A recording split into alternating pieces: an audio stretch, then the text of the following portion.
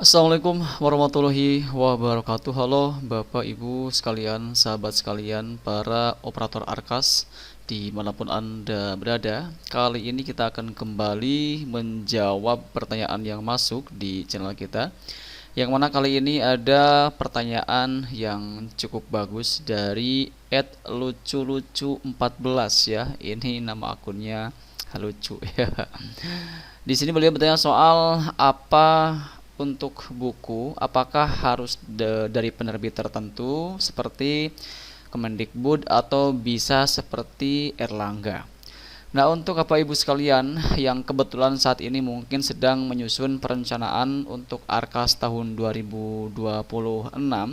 Nah, di sini tentu kita harus tahu terlebih dahulu buku seperti apa yang diperbolehkan untuk dianggarkan dalam pembelian di perencanaan Arkas tahun 2026 dan buku seperti apa yang tidak boleh digunakan atau tidak boleh dimasukkan dalam perencanaan yang mana akan menggunakan dana BOS untuk pembeliannya. Nah, silakan terkait informasi kita kali ini, terkait pertanyaan kali ini, silakan simak baik-baik ya jawaban kita kali ini sampai selesai. Jangan di skip tentunya supaya nanti tidak ketinggalan informasi yang kita sampaikan di video kita kali ini. Namun seperti biasa, sebelum kita masuk ke dalam jawaban dari pertanyaan teman kita kali ini, silahkan untuk Bapak Ibu sekalian yang mungkin saat ini belum berlangganan di channel saya, silahkan klik tombol subscribe-nya terlebih dahulu agar nanti kedepannya itu tidak ketinggalan update terbaru yang kita update di channel Imran Prasetya. Baiklah, mari kita mulai saja sharing kita kali ini. Nah, di sini terkait buku seperti apa saja yang diperbolehkan yang dianggarkan dalam perencanaan Arkas tahun 2026, apakah harus dari penerbit tertentu seperti Kemendikbud atau bisa dari penerbit lain seperti Erlangga ya. Nah, di sini tentu kita pun akan berbicara berdasarkan juknis yang ada ya Bapak Ibu sekalian, supaya nanti Bapak Ibu sekalian ini punya dasarnya ya, seperti itu, bahwa untuk pembelian buku sendiri sebagaimana yang kita ketahui bersama itu ada batas minimalnya yaitu di 10% ya. Jadi untuk pembelian buku itu terutama di perencanaan untuk tahun 2026 ini pastikan itu ada anggaran untuk buku minimal 10% dari total pagudana yang Bapak Ibu sekalian terima. Ya, jadi kalau misalkan 9 juta totalnya, maka 10%-nya itu berarti Rp900.000 minimal itu harus dianggarkan untuk pembelian buku. Nah, terkait buku apa saja yang diperbolehkan menggunakan uang dana BOS sendiri, di sini Bapak Ibu sekalian ya, bahwa buku ini boleh ya. Jadi boleh dari penerbit mana saja ya, termasuk di sini Erlangga, yang tentu Erlangga ini salah satu penerbit yang kita sudah tahu juga ya, sudah terkenal.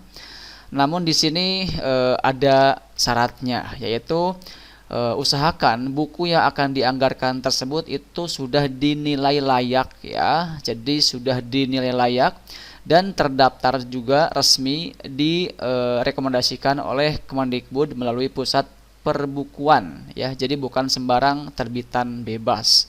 Jadi pastikan untuk Bapak Ibu sekalian yang ingin membeli buku dari penerbit seperti Erlangga itu judul bukunya pastikan itu sudah dinilai layak ya, dan di sini sudah terdaftar juga resmi di pusat perbukuan.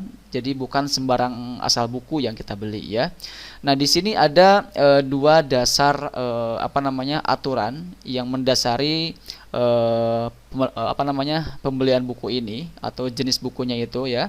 Yang pertama adalah juknis BOS atau BOSP yang terbaru ya, yaitu di sini jelas sekali menegaskan bahwa buku teks maupun non teks ya, misalkan yang digital ya. Jadi yang boleh dibeli itu dengan menggunakan dana BOS adalah buku yang sudah dinilai dan ditetapkan oleh kementerian Jadi ditetapkan oleh kementerian, yaitu buku teks pendamping atau BTP ya, dan buku non teks atau BNT. Jadi pastikan judul buku yang akan Bapak Ibu sekalian anggarkan, yang akan Bapak Ibu sekalian beli itu sudah terdaftar dulu ya di Kementerian Pendidikan. Nah, kemudian untuk dasar yang kedua adalah berdasarkan Kepala Pusat Perbukuan. Ya, di sini menyatakan dengan jelas bahwa jika sekolah membeli buku di luar daftar resmi BTP, BTP itu buku teks pendamping ya. Jadi kalau ada istilah BTP, apa itu BTP? BTP itu adalah buku teks pendamping ya, atau BNT. BNT itu adalah singkatan dari buku non teks ya, seperti itu ya. Nah, jadi kalau misalkan ada salah satu sekolah yang membeli buku di luar daftar resmi BTP atau BNT, yaitu buku yang tidak masuk rekomendasi Pusbuk ya Bapak Ibu sekalian, maka pembelian tersebut dianggap tidak sesuai dengan Juknis BOS. Ya, seperti itu. Jadi di sini kalau kita kaitkan dengan penerbit seperti Erlangga, ini pada dasarnya tetap boleh ya, selama judul yang dibeli ada di daftar buku yang sudah lolos ini ya, pengecekan atau kurasi Pusat Perbukuan BTP atau BNT, atau ada di katalog resmi ya, misalnya di buku.kemdikbud.go.id atau di katalog sektoral ya, di e-katalog menurut buku. Jadi kalau kalian beli bukunya itu di Siplah, di sana pasti ada judul-judul bukunya, yang mana tentu judul buku yang tertera di sana ya sudah terdaftar ya. Jadi bisa Bapak Ibu sekalian anggarkan untuk membelinya di tahun 2026.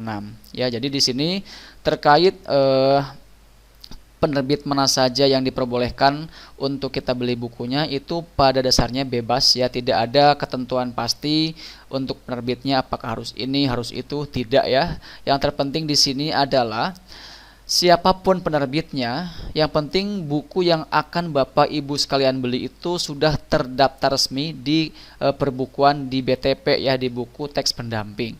Itu bisa cek juga di halaman Kementerian Pendidikan dan Kebudayaan ya, di sana harusnya ada ya daftarnya. Tadi kita pun juga sudah menjelaskannya. Jadi pastikan itu sudah terdaftar, dan kalau misalkan sudah terdaftar, maka itu secara resmi itu sudah dikatakan layak untuk kita beli ya, untuk kita anggarkan dalam perencanaan ARKAS di tahun 2026, seperti itu ya. Jadi kalau kita coba tarik kesimpulan dari pertanyaan tadi terkait buku apakah harus dari penerbit tertentu seperti Kemendikbud atau bisa seperti Erlangga, jawabannya bisa ya.